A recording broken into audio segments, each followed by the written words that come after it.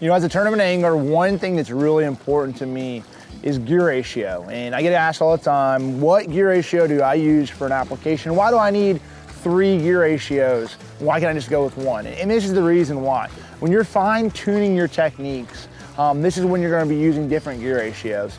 The Helios lineup starts with a 6:6:1, goes to 7:3, and it has an 8:1 high fast reel. And you know, for that slower reel, I'm going to utilize that 6:6. I'm going to utilize a crankbait, a bit, you know, a DT20, a shallow running crankbaits. The main reason for that slower gear ratio reel is you're allowed to make more rotations and really feel what's going on down there. So when I'm fishing out deep, I really want to, you know, you don't have to overcompensate and slow your reel down. I'm one of those people that I fish too fast anyway. So when I'm, you know, cranking, you know, you're not setting the hook real fast trying to reel. You already have a pretty direct connect with your bait. And when you're cranking that bait down through there, to make that, you know, slow down, it's not as hard with a 6:6:1. And then when that fish bites it, you know, you normally just pull into them anyway. You know, a swim bait, same sort of deal. They bite it, you wind into them and you set the hook. It's an open hook deal. I have a little open hook right there, a little swim bait head right there for, this is actually my swim bait setup. So that's normally a swim bait, crankbait. When I'm fishing offshore, when I need to slow down, and even a spinnerbait, I will tell you, a spinnerbait and chatterbait are also 2 baits that I will throw quite a bit for a 6:6:1. You know, that's when it's forcing myself to slow down. I feel like the more bites you're gonna get more bites on that slower retrieve a lot of times with those baits, and that's the #1 reel ratio for that situation. But next is that 7:3, and the 7:3 is more so the all around. You know, this is your all around reel.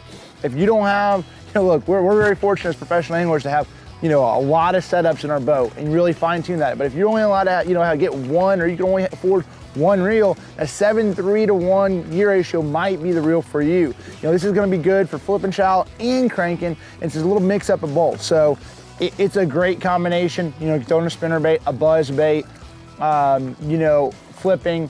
The 7:3 now for me, 8:1 has taken a lot of that 7:3 away. You know, 8:1 is you know, a high speed. You'll be able to reel up, but I'm used to the 7:3. So like, I still have a handful of them that I know, like, okay, you know, I can still throw maybe a swim bait out deep. I can still throw a jig out deep. I can still throw a few of those things that I want to utilize. But next on the other spectrum of the lineup is the 8:1 gear ratio. You know, this is my flipping, my jig, my frog, my buzzbait. You're gonna be able to really pick up a lot of line. You know, when a fish blows up on a frog, a lot of times they'll grab it and come at you. That's when having a high gear ratio reel, you know, 8:1 gear ratio, really getting those fish out of that cover. You know, that's really what I'm gonna use this application. You know, obviously flipping, shallow water. When those fish, they're so fast, especially in shallow water, they move really quickly. You have to pick up a lot of line quickly to get that good hook set in them. And that's what I'm using. You know, obviously jigs, flipping, you know, even football heads out deep, big worms. You know, if I'm trying to fine tune my techniques, I'm gonna use that 8:1 and that 6:6:1 probably the most. But that's a little bit insight of how I like to do with my gear ratios and how to fine tune your techniques with your gear ratios.